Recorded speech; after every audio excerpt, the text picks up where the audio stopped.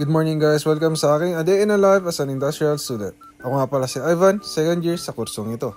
So I usually start my day by fixing my bed. Sabi nga nila, if you do small things first, it helps you build momentum for the bigger task ahead. Kaya simpleng ayos ang bed lang yan, parang accomplishment na agad, diba?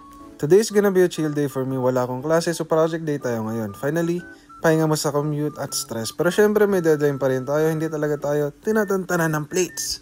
Before anything else, breakfast muna tayo. I usually eat overnight oats with chia seeds and saging na saba on the side. Tapos syempre may kape tayo para naman meron tayong caffeine para gumana yung utak natin. Lalo na pag magde-design tayo ng ating deadlines at projects.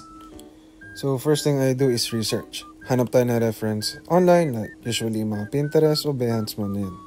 Pero minsan napapadpad ako sa YouTube. Tapos ayun, 3 hours later, nasa how to make a coffee. De joke lang.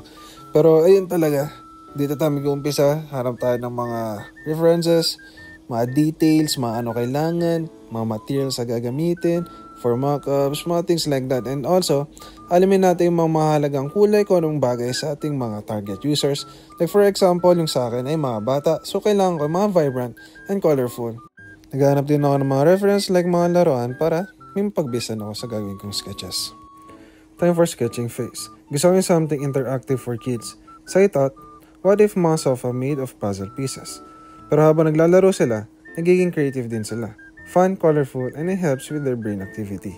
After a few hours of sketching, nag-lunch break muna ako kasi kung hindi ako yung mabibreak. So, kain muna, recharge, then back to work.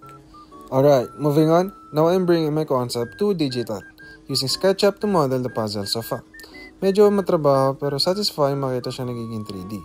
I also added some textures and colors for the render para mas presentable naman siya tignan at kailangan mo talaga siya since for documentation and everything. Honestly, this part takes time. Like, one small mistake and ayun na naman, redo everything. Pero okay lang, industrial design life yan. You learn to be patient and dependent sa Control Z. Ang mahiwagang Control Z na inaasa ng lahat. Magkakamali at magkakamali ka talaga kahit anong gawin mo. And that's pretty much my day. Chill pero productive. As an industrial student, every project teaches you to think creatively while solving real-life problems. So ayun, nasa day in my life here in Mapua filled with coffee and creativity. Goodbye!